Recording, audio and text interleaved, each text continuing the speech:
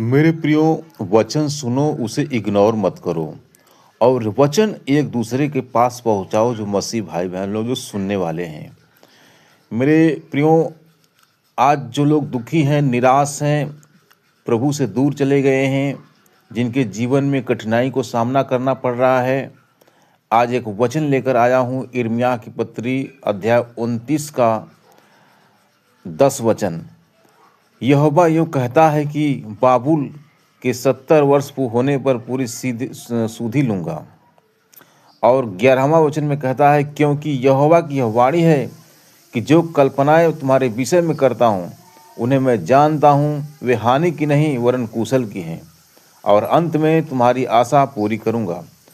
तुम्हारे अंत फल और आशा देने को है। मेरे प्रियो, प्रभु का वचन कहता है कि तुम्हारा अंतिम समय प्रभु तुम्हारे लिए योजना बनाया है, तुम्हारे लिए, तुम्हारे जीवन के लिए, तुम्हारी आशा के लिए।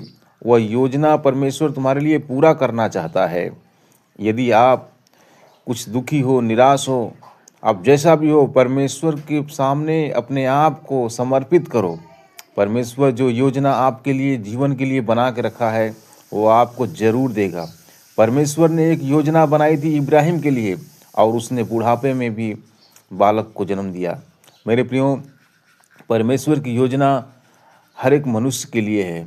यदि आप उसे अपने आप को समर्पित करते हो तो परमेश्वर की योजना आपके जीवन में जरूर पूरा होगा।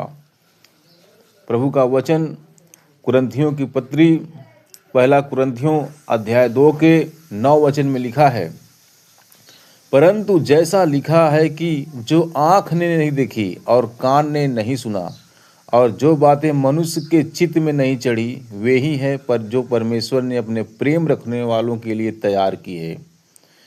मेरे प्रियो, प्रभु का वचन परमेश्वर के प्रेम रखने वालों के लिए परमेश्वर ने ऐसी एक योजना तैयार किया है जो कान कभी नहीं सुना और आँख ने कभी नहीं देखा और बुद्धि में भी कभी नहीं चढ़ा है। ये है परमेश्वर की ऐसी योजना जो मनुष्य कभी सोच भी नहीं सकता है। जिन्हें लिखा है, परंतु परमेश्वर ने उनको अपने आत्मा के द्वारा हम पर प्रकट किया है।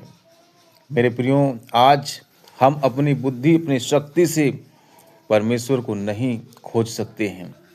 हम परमेश्वर के आगे अपने आप को समर्पित करें, अपने आप को उन्हें, अपने हृदय को, अपनी आत्मा में परमेश्वर को समर्पित कर दें, अपने जीवन को प्रभु को जीवन के सदा के लिए, अंत के लिए समर्पित कर दें।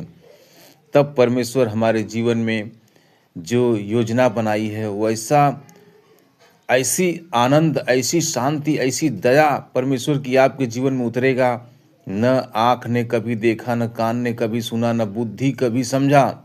ऐसी शांति, ऐसा प्रेम प्रभु का आपके जीवन में उतरेगा जो जीवन को बदलने वाला है। मेरे प्रियो, प्रभु का वचन यही कहता है कि मनुष्य कभी अपने चित्त में भी सोच नहीं सकता है, अपने आँख से कभी देख नहीं सकता है।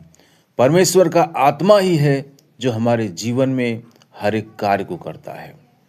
हम जब अपने आप को प्रभु के आगे समर्पित करते हैं तो प्रभु का आत्मा ही है जो हमारे जीवन में हर एक बातों में, हर एक समस्याओं में प्रभु का आत्मा काम करेगा और एक नया कार्य करके हमारे जीवन में वो दिखाएगा जो हम कभी सोच भी नहीं सकते हैं।